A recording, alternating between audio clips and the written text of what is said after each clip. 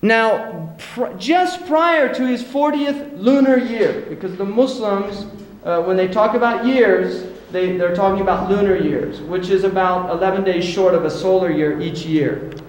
So his 40th lunar year would probably be about 39 years of age in terms of solar, little less probably. At the age, just before his 40th birthday, he began to see some dreams in the tradition, but he would go off to a mountain just outside of Mecca, which is called Jabal an-Nur, the mountain of light. And during that time, the word that was used to describe what he was doing was tahannuth. And in Arabic, hinth is polytheism. Tahannuth means to avoid polytheism, to avoid idols. So he was going out to this place and he would meditate in this cave. And we really don't have a description of the actual practices that he was doing. But there was a tradition amongst the Arabs called the Hunafa or the Hanif. And these were people who were inclined towards a type of monotheism. They did not worship the idols. They did not believe in the idols. But they did not necessarily speak out against the idols of the Jahili Arabs or the Arabs prior to the Prophet Muhammad's mission. So he would go to this cave, and in the 40th year, in the month of Ramadan, he had an experience. Now there are many ways to look at this experience, and Western Orientalists generally said wretched things about the Prophet. If you read early traditional literature coming out of Europe, just really not very nice things. They've become a lot nicer recently. Since oil was discovered in the Arabian Peninsula, there needs to be diplomacy when we talk about people's beliefs and traditions, when you have interests involved there. So Orientalists have definitely become, and that's a cynical way of looking at it. I think maybe there's been some growth as well within the academic community. And certainly the impetus for attacking Islam prior to that was often based on an almost evangelical type of Christianity that existed, particularly within the Protestants in England, the Anglican Church and others, who really felt it their duty to Christianize the world. There was a very strong ideal that we should civilize the world, and certainly the Arabs need it just like anybody else.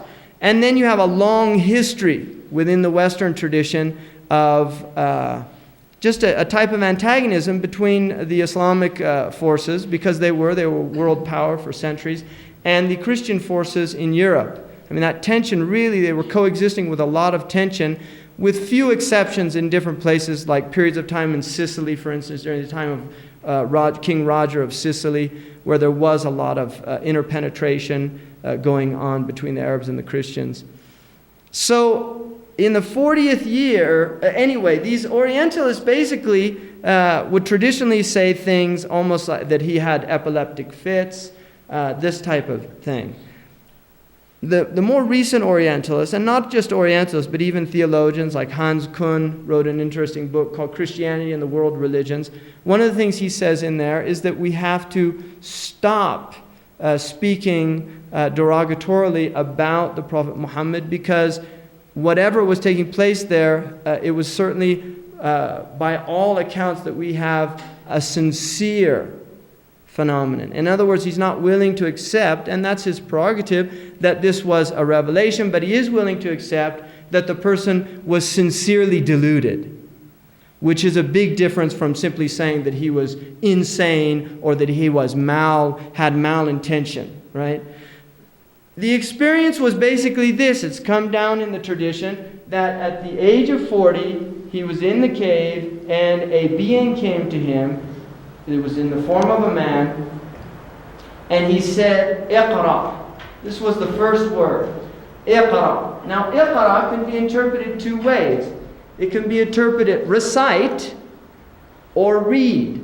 Now, the Prophet Muhammad was neither a reciter of poetry, nor could he read.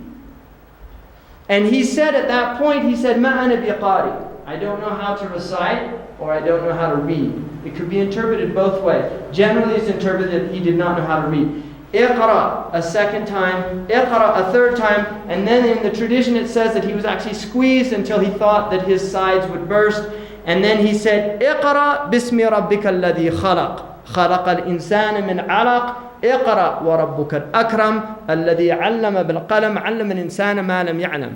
And this is the beginning of this phenomenon that will take place for the next 23 years of his life before he dies. The revelation said, read in the name of your Lord, who created the human being from a clinging tissue. Read in the name of your Lord, the most generous, who taught the human being with the pen and taught the human being that which he did not know. That's not a very eloquent translation, but I'm just doing that directly from the Arabic, and I'm sure the text will have a better interpretation there. At this point, the Prophet was concerned. He did not know what was happening to him. He went down to his wife and explained to her what happened. His wife comforted him, Khadija al-Kubra.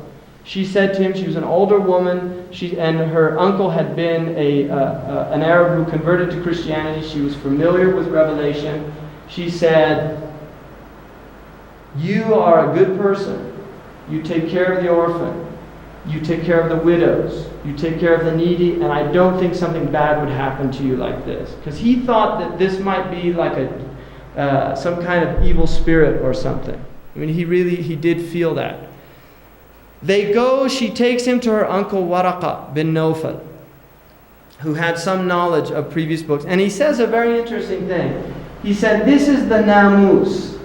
Now for people that know Greek, namus comes from nomos.